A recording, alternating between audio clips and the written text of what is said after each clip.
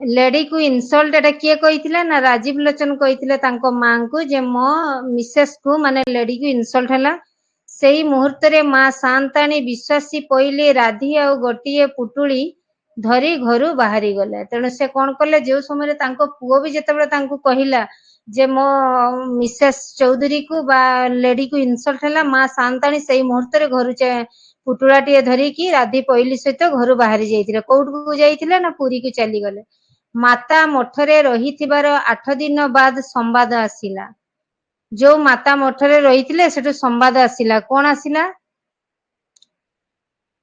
केही बाधा देबाकू नाही केही किछि कहिबाकू नाही स्वाधीन भावरे कुसंस्कार निवारण आ देश उद्धार विषय लागि पड़िछंती तेणु जेहेतु बापा तो तांकर गोपाल चंद्र महापात्र मृत्युवरण करि सारिथिले सन्निपात रोगरे एवं मां मध्य पुरी को चली जाइथिले मठकू तेणु स्वामी स्त्री को माने राजीव लोचन एवं तांको पत्नी को बाधा देबा पई केही नथिले तेणु स्वाधीन भावरे केही जेहेतु कोनोसी प्रतिबंधक नथिला स्वाधीन भावरे कुसंस्कार निवारण और देश उद्धार विषय लागि पड़िथिले कोगुडा कुसंस्कार तार निवारण केमती हबो देश केमती उद्धार होई परिबो से विषय किए लागि पड़िथिले ना मिसेस चौधरी आउ मिस्टर चौधरी माने राजीव लोचन एवं तांको पत्नी राति सारा बकृता पान पानाहार रे कटि जाए तेणु राति सारा बकृता दउथांती सभारे एवं पान फान खाइकी समय कटि जाए सईबाकू बेळ काहे सईबाकू मध्य बेळ नथिला मिसेस महापात्र भी सभारे छिड़ाई केते थर बकृता कलेनी तेणु मिसेस चौधरी कहले राजीव लोचन को पत्नी मध्य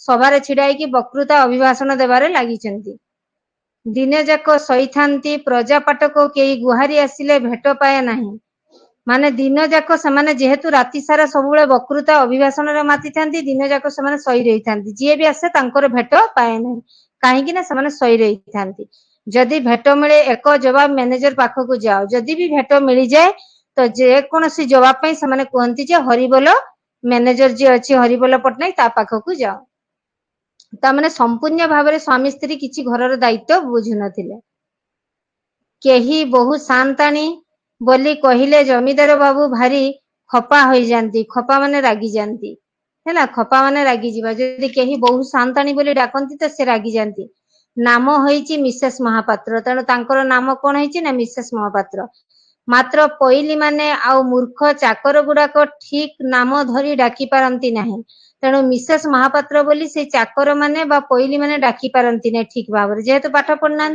केही केही किसमिस महापात्र केही केही मिस्त्री महापात्र केही केही फिसफिस महापात्र किंतु सेथिरे मना नाही बरंचे मिसेस महापात्र हसी पकाई बड़ खुशी हुंती तेणु जेहेतु चाकर वर्ग श्रेणी लोक माने थिले समाने अशिक्षित थिले पाठ पढ़ी नथिले तेणु समाने तांको नाटा मिसेस महापात्र डाकी पारंती नै कोन कोन डाकंती ना किसमिस महापात्र बेले बेले डाकी दियंती केही के मिस्त्री महापात्र केही के फिसफिस महापात्र बोली तांको डाकी दियंती काकू ना मिसेस महापात्र किंतु सेथिरे मिसेस महापात्र रागु नथिले बरं हसी दउथिले मिसेस महापात्र प्रातः काल रे चा खाइला बाद पोशाक पिंधि उआस चौपिठी बगीचा आउ आग दांड रे प्रातः भ्रमण करी आसंती तेणु से कौन करंती ना प्रातः काल रे चा खाइबा बाद से पोशाक पिंधिकी प्रातः भ्रमण माने बुलाबुली करिकी आसंती दिने बबुर्ची खाना कहिले कौन ना तदारक करने को चली गले बबुर्ची खाना कहले रसोई घर तदारक माने देखाशुना करने को से चली गले एमती बुलु बुलु से कौन कले ना चिंता कले मु बबुर्ची खाना को जाए केमिति रसोई चलची कौन चलची देखिबा पे एटा एटा हबो सेते बेले हला सेते बेले पइली पदी हांडीए गोबर पानी धरी पना खंडरे चुली लिपुथिला तेणु सेठी कौन करथिला से देखिबा पई पाइले बबुर्ची खाना रे पदी पइली कौन करची हांडीए गोबर धरिकी चुली को लिपुची वर्तमान भी देखिबो गां गहली रे गोबर होची सबुटार पुण्य मना जाए गोबर पूजा कार्य रे मध्ये गोबर रे व्यवहार करा जाए तेणु पवित्र मानंती तेणु से गोबर हांडीए धरिकी चुलीटे को लिपुथिला जतार ठक ठक शब्द सुनी जेमिति मुह बंकाई पछको चाहि देइची भारी पाटीते कला आलो मो मालो मालो बापालो पाटी कला हला जता माडी हांडी साळ रे पसिलालो तेणु पदी पहली मध्य पाटी करिकी कहिला जता माडी की रसोई घरे प्रवेश करची किए पसिथिले ना मिसेस महापात्र हांडी साळ मारुल कान କନା ଖଣ୍ଡ ଫୋପାଡ଼ି ଦେଇ ଏକମୁହାଁ ହେଇ ଧାଇଁଛି। ତେଣୁ ହାଣ୍ଡିଶାଳ ମାରୁ ହୋଇଗଲା ବୋଲି ସେ କହିଲା, ଯେହେତୁ ଜତାମାଡ଼ି ପଶିଥିଲେ। ତେଣୁ ସେ କନାକୁ ଫୋପାଡ଼ି ଦେଇକି କଣ କଲା, ଏକମୁହାଁ ହେଇକି ଦୌଡ଼ି ପଳାଇଗଲା। ଆଉ ଉଆସରେ ତାକୁ କେହି କେବେ ଦେଖି ନାହିଁ। ପଦୀ ପଇଲି ମଧ୍ୟ ସେ ଉଆସ ଛାଡ଼ିକି ଚାଲିଗଲା। ପ୍ରଥମେ ତାଙ୍କ ମା ଚାଲିଗଲେ ଏବଂ ପଦୀ ପଇଲି ମଧ୍ୟ ସେ ଉଆସ ଛାଡ଼ି ଚାଲିଗଲା। ଆଉ କେହି କେବେ ତାକୁ ଦେଖି ନାହିଁ।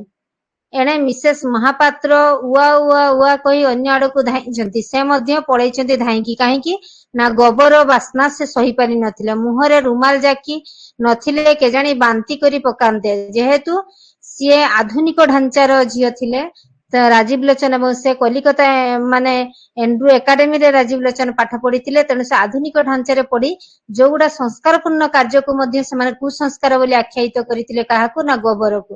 ଏବଂ ସେ ମଧ୍ୟ ଧାଇଁଥିଲେ ଏବଂ ଚିନ୍ତା କରିଥିଲେ ଯେମିତି ମୁଁ ବାନ୍ତି କରି ପକାଇବି। ଏକା ବେଳକେ ସିଏ ଲେଭେଣ୍ଡର ଦେହଯାକ ଢାଳି ହେବାରୁ ଟିକିଏ ସାଷ୍ଟାମ ହେଲେ। ଲେଭେଣ୍ଡର କହିଲେ ପରଫ୍ୟୁମ। ଗୋରୁ ଗୁହ ବବୁର୍ଚିଖାନାରେ ଢଳା ହୋଇଛି। ସେ କହୁଛନ୍ତି ହେଲା ଯେ ଗୋରୁ ଗୁହ ଆମ ବବୁର୍ଚିଖାନାରେ ଢଳା ହେଇଛି। ଜମିଦାର ଶୁଣି ଭାରି ଖପା। ମୂର୍ଖତା, ଅସଭ୍ୟତା, କୁସଂସ୍କାର। ତେଣୁ ସେ ବାରମ୍ବାର ଜମିଦାର ସେ ଗୋଟେ ଜିନିଷ କହିଲେ, ଏ ହଉଛି ମୂର୍ଖତା, ଅସଭ୍ୟତା, କୁସଂସ୍କାର। ମାନେ କିଛି ଜାଣନ୍ତି ନାହିଁ, ଗୋବରରେ ଆମ ଚୁଲିକୁ ଲିପୁଛନ୍ତି। ସେ ଘରେ ରୋଷେଇ ହେଲେ ଲେଡିକୁ ଖାନା ରୁଚିବ ନାହିଁ। ଯଦି ସେଇଠି ରୋଷେଇ ହେବ ତାହେଲେ ଲେଡି ମାନେ କହିଲେ ମିସେସ୍ ମହାପାତ୍ର କି ମିସେସ୍ ଚୌଧୁରୀ କେହି ଖାଇବେ ନାହିଁ, ବାନ୍ତି କରି ପକାଇବେ। 4 ବୋତଲ ଫେନାଇଲ ଘର ସାରା ଢଳାଗଲା। ତେଣୁ ସେ ରୋଷେଇ ଘରେ କଣ କଲେ ନା ଗୋବରକୁ ଫୋପାଡ଼ି ଦେଇକି 4 ବୋତଲ ଫିନାଇଲରେ ଘର ସବୁ ଧୁଇ କଲେ। ଏହିପରି 8-10 ମାସ ଗଲା ବାଦ ଦିନେ କରଣ ମାନେ ମେଳି ବାନ୍ଧି ଆସି ମ୍ୟାନେଜର ପାଖରେ ଜଣାଇଲେ। କଣ ଜଣାଇଲେ ନା ଖମାର ସବୁ ଖାଲି ପଡିଛି। ଖମାରର ଧାନ ଫାନ ଆଉ କିଛି ନାହିଁ, ସବୁ ଖାଲି ପଡିଛି। ଗୋରୁ ମଇଁଷି ପୋଲରେ ଲାଙ୍ଗୁଡ ଖଣ୍ଡେ ବି ନାହିଁ। ମାନେ ଗୋରୁ ମଇଁଷି ଗୋଟେ ବି ଦେଖିବା ପାଇଁ ନାହିଁ। ତାଙ୍କର ଲାଙ୍ଗୁଡ ମଧ୍ୟ ଗୋରୁର ଟିକେ ନାହିଁ। 5 ବାଟି ହାତ ଚାଷ ପ୍ରଜା ଲଗାଇ ଦେଇ ଯେଉଁ ସଲାମି ମିଳିଥିଲା ତାହା ଆସି ସରିଲାଣି। ଆଉ ଏବେ କାହୁଁ ଖରଚ ଯୋଗାଇବୁ? ମ୍ୟାନେଜର ତୁରନ୍ତ ଜବାବ ଦେଲେ, ମାରିପିଟି ପ୍ରଜାଙ୍କ ଠାରୁ ଆଗତୁରା ବର୍ଷକର ଖଜଣା ଅସୁଲ କର। କୁମ୍ଭୀର ଖୋଜେ ଗଳିଆ ପାଣି। ଅମଲା ମାନେ ଆନନ୍ଦରେ ଆଜ୍ଞା କହି ଦଣ୍ଡବତ ଦେଇ ଚାଲିଗଲେ। ସେମାନେ ମଧ୍ୟ ଆଜ୍ଞା କହି ଚାଲିଗଲେ। ଅମଲା ମାନେ ଟଙ୍କା ଖଜଣା ଅସୁଲ କରିବା ତ ଦୂରର କଥା, ସେମାନେ ଚାଲିଗଲେ ହେଲା। ଆଉ 2 ମାସ ବାଦେ କାର୍ତ୍ତିକ କିସ୍ତି ଟଙ୍କା ଦାଖଲ ନ ହେବାରୁ ତାଲୁକ ନିଲାମରେ ଚଢିବାର କଟକରୁ ଜବାବ ଆସିଲା। ଯେହେତୁ ଟଙ୍କା ଦେଇପାରିଲେ ନାହିଁ, ଯୋଉ ତାଲୁକ ସବୁ କିଣିଥିଲେ ସେଗୁଡା ନିଲାମ ହେବା ପାଇଁ ବସିଲାଣି। ଠିକ ସେହିଦିନ କଲିକତା ମହାଜନ 10,000 ଟଙ୍କା ମୂଳକୁ କଳନ୍ତର ଖର୍ଚ୍ଚ ଅଗେଦ ଭିଡ଼ି 20,000 ଟଙ୍କା ପାଇଁ ଡିକ୍ରୀ ଜାରି ପିଆଦା କଲିକତା ହାଇକୋର୍ଟରୁ ଆସି ଚଳନ୍ତି ଅଚଳନ୍ତି ଜାନାସନ ସମସ୍ତ କ୍ରକ୍ କରି ପକାଇଲେ। ତେଣୁ ସମସ୍ତେ ଆସି ପହଞ୍ଚିଲେ ଟଙ୍କା ତାଙ୍କ ପାଖରୁ ଅସୁଲ କରିବା ପାଇଁ ହେଲା। ସକାଳୁ ଉଠି ମିଷ୍ଟର ଓ ମିସେସ୍ ମହାପାତ୍ର ବଗଲା ବଗିଲି ପରି ବସିଛନ୍ତି। ସେମାନେ ସବୁ ଚୁପଚାପ ବସିଛନ୍ତି। କାହିଁକି ବସିଛନ୍ତି ନା ଯେହେତୁ ତାଙ୍କର ତାଲୁକ ନିଲାମ ହେବା ଉପରକୁ ଚାଲି ଯାଇଥିଲା, ତାଙ୍କ ପାଖରେ ଟଙ୍କା ପଇସା କିଛି ନଥିଲା, ଚାଷବାସ କିଛି ନଥିଲା, ସବୁ କିଛି ତାଙ୍କର ସରିଯାଇଥିଲା। କାହିଁକି ସରିଯାଇଥିଲା ନା ଯେହେତୁ ଆଧୁନିକ ଢାଞ୍ଚାରେ ସେମାନେ ପ୍ରତ୍ୟେକ ଜିନିଷ କେବେ ବି କୁସଂସ୍କାର, ଅସଭ୍ୟତା, ମୂର୍ଖତା ନଥାଏ। ତେଣୁ ସେମାନେ ପାଠ ପଢିଥିଲେ ସତ, କିନ୍ତୁ ତାଙ୍କର ଯୋଉ ଅସଭ୍ୟତା, କୁସଂସ୍କାର ହିଁ ତାଙ୍କୁ କଣ କରିଥିଲା ନା ବିନାଶ ଆଡକୁ ଗତି କରାଇଥିଲା। ତେଣୁ ଜନପ୍ରାଣୀ ପାଖରେ ନାହିଁ। ସଭାର ସଭ୍ୟମାନେ ଆଗରୁ ଏକଘରିଆ ହୋଇଥିଲେ, ସେମାନଙ୍କୁ ଏକଘରିଆ କରିଦେଇଥିଲେ। ଗୋବର ପାଣି ପିଇ ଜାତିରେ ଉଠିଛନ୍ତି। ଆଉ କିଏ ଆସିବେ? ବେଳ ବୁଡିବାକୁ ବସିଲାଣି। ମିଷ୍ଟର ମିସେସ୍ 2 ଜଣ ଭୋକରେ ଛଟପଟ ହଉଛନ୍ତି। ଖାଇବା ପାଇଁ ମଧ୍ୟ ଦାନା ଖଣ୍ଡେ ପାଇଲେ ନାହିଁ। ସଞ୍ଜ ଲାଗିଲା ବେଳକୁ ମିସେସ୍ ମହାପାତ୍ର ବହୁ କଷ୍ଟରେ ଖଣ୍ଡେ ଅଳଙ୍କାର କାଢି ଦେଲେ। ବିକିବାକୁ ଯାଇ ଦେଖିଲେ ପିତ୍ତଳ ଗିଲ୍ଟି। ସେ ମଧ୍ୟ ସୁନା ନଥିଲା, ପିତ୍ତଳ ଗିଲ୍ଟି। ଖଣ୍ଡିଏ ଆଉ ଖଣ୍ଡିଏ ଦେଖାଗଲା, ସବୁ ଗୁଡାକ ଗିଲ୍ଟି। ବିଭାଘର ସମୟରେ 2,500 ଟଙ୍କାର ଗହଣା କିଣା ଯାଇଥିଲା, ସବୁ ଗୁଡାକ ଗିଲ୍ଟି। ଏତେବେଳେ 2 ଜଣଙ୍କର ଚେତା ବସିଲା, ମାନେ ଚେତା ପଶିଲା। ଆଉ ଡିକ୍ରୀ ଜାରି ପିଆଦା ଜୁଲୁମରେ ଘରେ ରହିପାରିଲେ ନାହିଁ। ଯେହେତୁ ସମସ୍ତେ ଟଙ୍କା ପଇସା ତାଙ୍କୁ ମାଗିଲେ, ଦୁନିଆ ଧାର ଉଧାର କରିଦେଇଥିଲେ, ସମସ୍ତେ ମାଗିଲେ, ତେଣୁ ସେମାନେ ଆଉ ସେ ଘରେ ରହିପାରିଲେ ନାହିଁ। ରାତି ଅନ୍ଧାରରେ କାହିଁ ଅର୍ଦ୍ଧଧାନ, ମାନେ କୁଆଡେ ଚାଲିଗଲେ। ଅର୍ଦ୍ଧଧାନ ମାନେ କେହି ଦେଖିପାରିଲେ ନାହିଁ। 5-6 ବର୍ଷ ବାଦ ଜମିଦାର ବାବୁ ତାଙ୍କ ଶ୍ୱଶୁର କାମରେ ଆସାମରେ ଖାନ ସମାଗିରି କାମ କରୁଥିବାର ଦେଶରେ ଶୁଣାଗଲା। ତେଣୁ ଶେଷରେ ସେମାନେ ଶୁଣିବା ପାଇଁ ପାଇଲେ କଣ ନା 5-6 ବର୍ଷ ବାଦ ଶୁଣିଲେ ଯେ ସେଇ ଜମିଦାର ରାଜୀବ ଲୋଚନ ଏବଂ ତାଙ୍କ ପତ୍ନୀ କୋଉଠି ଅଛନ୍ତି ନା ତାଙ୍କ ପତ୍ନୀଙ୍କ ଶ୍ୱଶୁର କାମରେ ଆସାମ ଚା ବଗିଚାରେ ସେମାନେ 2 ଜଣ କାମ କରୁଛନ୍ତି। ତେଣୁ ଏଇ ଗଳ୍ପରେ ଆମେ କଣ ଶିକ୍ଷା ପାଇଲୁ ଯେ ଆଧୁନିକ ଢାଞ୍ଚାରେ ପଡିକି ମଣିଷ କେମିତି ବିନାଶ ଆଡକୁ ଗତି କରିଥାଏ ତାହା ହିଁ ଏଇ ଗଳ୍ପରେ ବ୍ୟାସକବି ଫକୀରମୋହନ ସେନାପତି ଦର୍ଶାଇଛନ୍ତି। ତେଣୁ ଆଧୁନିକ ଯେତେ ହେଇଯାଅ ତଥାପି ଆମର ପରମ୍ପରା ଆମର ଆଭିଜାତ୍ୟକୁ ଆମେ ବଜାଇକି ରଖିବା। ତେଣୁ ପରମ୍ପରାଠୁ ଯିଏ ଯେବେ ବିଚ୍ୟୁତ ହେଇଯାଏ ତାର ଅସ୍ତିତ୍ୱ ଆଉ କିଛି ରହେ ନାହିଁ, ଯୋଉଟା ରାଜୀବ ଲୋଚନ ଚରିତ୍ର ମାଧ୍ୟମରେ ଦେଖିବା ପାଇଁ ମିଳିଛି ଏବଂ ତାଙ୍କ ସ୍ତ୍ରୀର ଚରିତ୍ର ମାଧ୍ୟମରେ ଦେଖିବା ପାଇଁ ମିଳିଛି। ଯଦିଓ ସେ ପାଠ ଅନେକ ପଢିଥିଲେ ତଥାପି ସେ କୌଣସି ସମ୍ପତ୍ତି ତ ଆଗକୁ ନେଇ ପାରିଲେନି, ବରଂ ସବୁ ସମ୍ପତ୍ତି ମୂଳରେ ଚାଲିଗଲା। କିନ୍ତୁ ଗୋପାଳ ଚନ୍ଦ୍ର ମହାପାତ୍ର ପାଠ ପଢିନଥିଲେ, ଆଧୁନିକ ଢାଞ୍ଚା ଶିଖିନଥିଲେ, ତଥାପି ସେ ମୂର୍ଖ ଥାଇକି ବି ଅନେକ ସମ୍ପତ୍ତି ସେ ଅର୍ଜନ କରିଥିଲେ, ଅନେକ ମାନ ସମ୍ମାନ ସେ ଅର୍ଜନ କରିଥିଲେ ତାଙ୍କ ଜୀବନ କାଳ ଭିତରେ, ଯାହା ତାଙ୍କ ପୁଅ କିଛି ରଖିପାରିଲା ନାହିଁ। ଏ ବିଷୟ ତକ ମୁଁ ବୁଝେଇଲି। ୟା ପରେ ଯୋଉ ଆମର କ୍ୱେଶ୍ଚନ ଉତ୍ତର ଗୁଡା ଯୋଉ ରହିଛି ସେଗୁଡା ସବୁ ମୁଁ ଡିସ୍କସ କରିବି କ୍ୱେଶ୍ଚନ ଉତ୍ତର ହେଲା। ତଥାପି ଏଇଠି କ୍ୱେଶ୍ଚନ ଉତ୍ତର ଗୁଡା ତୁମେ ସବୁ ବହିରେ ଦେଖିଦବ, ନେକ୍ସଟ କ୍ଲାସରେ କ୍ୱେଶ୍ଚନ ଉତ୍ତର ସବୁ ଡିସ୍କସ ହବ ହେଲା। ଏଇଠି ଟିକେ ରହିଥାଅ ପିଲା, କାହିଁକି ଆଜି ଗୋଟେ ବୋଧହୁଏ କ୍ଲାସ ହବ, ସାର୍ ଆଜି ଟିକେ କାମ ପଡିଯାଇଛି, ସାର୍ ରାଇରଙ୍ଗପୁର ପଳେଇବେ, ତେଣୁ ଆଜି ଗୋଟେ କ୍ଲାସ ହବ। ଏଇଠି ମୁଁ ଫକୀରମୋହନ ସେନାପତିଙ୍କ ଯୋଉ ରହିଛି ତାଙ୍କର ଯୋଉ ଜୀବନୀ ସମ୍ପର୍କରେ ଟିକେ ଆଲୋଚନା କରିଦଉଛି ହେଲା। ଆଧୁନିକ ଓଡିଆ ସାହିତ୍ୟର ନବନିର୍ମାତା ଭାବରେ ଫକୀରମୋହନ ସେନାପତି ବହୁ ଗୌରବର ଅଧିକାରୀ। ତେଣୁ ଆଧୁନିକ ଓଡିଆ ସାହିତ୍ୟ ଜଗତର ନବନିର୍ମାତା କହିଲେ ବ୍ୟାସକବି ଫକୀରମୋହନ ସେନାପତିଙ୍କୁ ବୁଝାଇଥାଏ, ଯିଏକି 1843 ମସିହାରେ ବାଲେଶ୍ୱର ମାଟିରେ ସେ ମଧ୍ୟ ଜନ୍ମଗ୍ରହଣ କରିଥିଲେ। କିଏ ନା ବ୍ୟାସକବି ଫକୀରମୋହନ ସେନାପତି। ଏକାଧାରରେ ସେ ଥିଲେ ବ୍ୟାସକବି, କଥା ସମ୍ରାଟ ଏବଂ ସରସ୍ୱତୀ ଫକୀରମୋହନ। ତେଣୁ ସେ ଏକାଧାରରେ ତାଙ୍କୁ ବ୍ୟାସକବି କୁହାଯାଏ, କଥା ସମ୍ରାଟ ମଧ୍ୟ କୁହାଯାଏ ଏବଂ ସରସ୍ୱତୀ ଫକୀରମୋହନ ମଧ୍ୟ ତାଙ୍କୁ କୁହାଯାଏ। କାହାକୁ ନା ବ୍ୟାସକବି ଫକୀରମୋହନ ସେନାପତି। ତେଣୁ ତୁମେ ଯେତେବେଳେ ତୁମେ ଲେଖିବ ଫକୀରମୋହନ ସେନାପତି ଲେଖିବ ନାହିଁ, ବ୍ୟାସକବି ଫକୀରମୋହନ ସେନାପତି ଲେଖିବ। ଅନୁବାଦ, ପାଠ୍ୟପୁସ୍ତକ, ଭ୍ରମଣ ବୃତ୍ତାନ୍ତ, ପ୍ରବନ୍ଧ, ଆତ୍ମଜୀବନୀ ଆଦି ସାହିତ୍ୟର ବିଭିନ୍ନ ବିଭାଗ ସହ କ୍ଷୁଦ୍ର ଗଳ୍ପ, ଉପନ୍ୟାସ ରଚନା କ୍ଷେତ୍ରରେ ସେ ତାଙ୍କ ପ୍ରତିଭାର ଅନନ୍ୟ ସ୍ୱାକ୍ଷର ପ୍ରଦାନ କରିପାରିଛନ୍ତି। ତେଣୁ ସେ ତାଙ୍କର ରଚନା ମାଧ୍ୟମରେ, ତାଙ୍କର ରଚନା ଥିଲା ବାସ୍ତବ ଧର୍ମୀ। କାହାର ରଚନା ନା ବ୍ୟାସକବି ଫକୀରମୋହନ ସେନାପତିଙ୍କର। ସେ ଜୀବନ କାଳ ଭିତରେ ତାଙ୍କର 4ଟି ଉପନ୍ୟାସ ସେ ଲେଖିଥିଲେ, ଯାହା ଖୁବ ବାସ୍ତବ ଧର୍ମୀ ଥିଲା। ସମାଜର ବାସ୍ତବତା ଚିତ୍ର ତାଙ୍କ ଉପନ୍ୟାସରେ ଦେଖିବା ପାଇଁ ମିଳିଥିଲା। ତାଙ୍କ 4ଟି ଉପନ୍ୟାସ ହଉଛି ମାମୁଁ, ଲଛମା, ପ୍ରାଶ୍ଚିତ ଏବଂ 6 ମାଣ 8 ଗୁଣ୍ଠ। 6 ମାଣ 8 ଗୁଣ୍ଠ ଆମର ଯେମିତି ନ୍ୟାସନାଲରେ ମଧ୍ୟ ଆମେ ଦେଖିବା ପାଇଁ ଟିଭିରେ ମଧ୍ୟ ସେ ଗଳ୍ପଟା ଦଉଥିଲା। ତାଙ୍କ ରେବତୀ ହେଉଛି ଓଡିଆ ସାହିତ୍ୟର ପ୍ରଥମ କ୍ଷୁଦ୍ର ଗଳ୍ପ। ତେଣୁ ଓଡିଆ ସାହିତ୍ୟର ପ୍ରଥମ କ୍ଷୁଦ୍ର ଗଳ୍ପ ତାହେଲେ କଣ ନା ରେବତୀ। ତେଣୁ ରେବତୀ ଗଳ୍ପର ଗାଳ୍ପିକଙ୍କ ନାଁ କଣ ନା ବ୍ୟାସକବି ଫକୀରମୋହନ ସେନାପତି। 6 ମାଣ 8 ଗୁଣ୍ଠ ତାଙ୍କର ପ୍ରଥମ ଉପନ୍ୟାସ ଏବଂ ତାଙ୍କର ପ୍ରଥମ ଉପନ୍ୟାସ ହେଉଛି 6 ମାଣ 8 ଗୁଣ୍ଠ। ଫକୀରମୋହନଙ୍କ ବ୍ୟତୀତ ଅନ୍ୟ କୌଣସି ସାହିତ୍ୟ ସ୍ରଷ୍ଟାଙ୍କ ଆଦ୍ୟ ସୃଷ୍ଟି ଏପରି ସଫଳ ହୋଇପାରିନଥିଲା। ଆଦ୍ୟ ସୃଷ୍ଟି ମାନେ ପ୍ରଥମ ରଚନା, ରେବତୀ ଗଳ୍ପ ତାଙ୍କର ପ୍ରଥମ ରଚନା, ଉପନ୍ୟାସ ହଉଛି 6 ମାଣ 8 ଗୁଣ୍ଠ। ତେଣୁ ସିଏ ଯୋଉ ସୁନାମ ଅର୍ଜନ କରିଥିଲେ ରେବତୀ ଗଳ୍ପ ଏବଂ 6 ମାଣ 8 ଗୁଣ୍ଠ ପାଇଁ, ସେମିତି ଓଡିଆ ସାହିତ୍ୟରେ ସେମିତି କେହି ସାହିତ୍ୟିକ ନାହିଁ ଯିଏକି ସେଭଳିଆ ସଫଳତା ଅର୍ଜନ କରିଥିଲେ। ବିଶେଷତଃ 19ବିଂଶ ଶତାବ୍ଦୀର ସାମାଜିକ ଜୀବନକୁ ନେଇ ସେ ତାଙ୍କ କ୍ଷୁଦ୍ର ଗଳ୍ପ ଗୁଡିକ ରଚନା କରିଛନ୍ତି ହେଲା। ଏଗୁଡିକ ଗଳ୍ପ ସ୍ୱଳ୍ପ ନାମରେ 2 ଖଣ୍ଡ ଗ୍ରନ୍ଥରେ ସଂକଳିତ ହୋଇ ରହିଛି।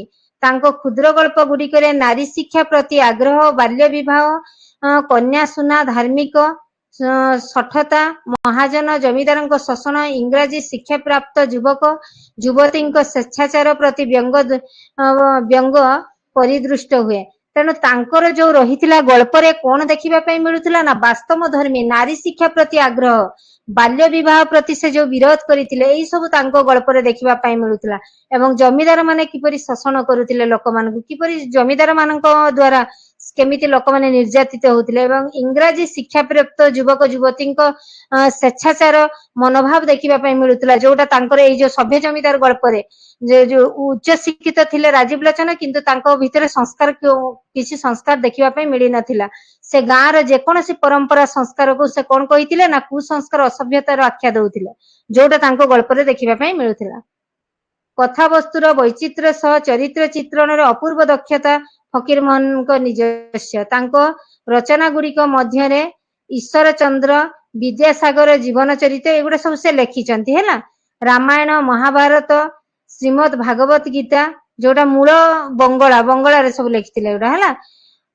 ଓଡିଆ ଅନୁବାଦ, ଭାରତ ବର୍ଷର ଇତିହାସ ହେଲା, ବ୍ୟାକରଣ, ଆଜ୍ଞାମାଳ ଆଦି ପାଠ୍ୟପୁସ୍ତକ, ଗଳ୍ପ ସ୍ୱଳ୍ପ ସନ୍ନିହିତ କ୍ଷୁଦ୍ର ଗଳ୍ପ, 6 ମାଣ 8 ଗୁଣ୍ଠ, ଲଛମା ମାମୁଁ ପ୍ରାଶ୍ଚିତ ଯୋଉଟା କହିଲେ ତାଙ୍କ 4ଟି ଗଳ୍ପ ଆଦି ଉପନ୍ୟାସ ହେଲା। ବୌଦ୍ଧ ବାରତା, ପୁଷ୍ପମାଳା, ଉପହାର, ଅବସର ବାସରେ, ଧୂଳି ଆଦି କାବ୍ୟ କବିତା, ଆତ୍ମଜୀବନୀ ଚରିତ୍ର ଏବଂ କିଛି ପ୍ରବନ୍ଧ ଅନ୍ୟତମ। ତେଣୁ ସେ ତାଙ୍କ ଜୀବନ କାଳ ଭିତରେ ଏଇ ସବୁ ପ୍ରବନ୍ଧ, ଗଳ୍ପ, ଉପନ୍ୟାସ, ଆତ୍ମଜୀବନୀ ସବୁ ରଚନା କରିଥିଲେ। କିନ୍ତୁ ଏଇ ଯୋଉ ପରିଚୟଟା ମୁଁ ବର୍ତ୍ତମାନ କେବଳ ଏଟା ବୁଝେଇଲି, ମୋର ଯୋଉ ଗାଳ୍ପିକଙ୍କ ପରିଚୟ ଯୋଉଟା ରହିବ ସେଟା ମୋ ନୋଟ୍ସ ରହିବ। ମୁଁ ସେଟା ଅନ୍ୟ ଟାଇପ ର ବନେଇଛି, ଯୋଉଟା ହ୍ୟାଣ୍ଡ ରାଇଟିଂ ନୋଟ୍ସ ମୋର ଯୋଉ ରହିଛି ପିଲାମାନଙ୍କୁ ଡାକିଛି ସେଇ ନୋଟଟା ଆପଲୋଡ କରିଛି।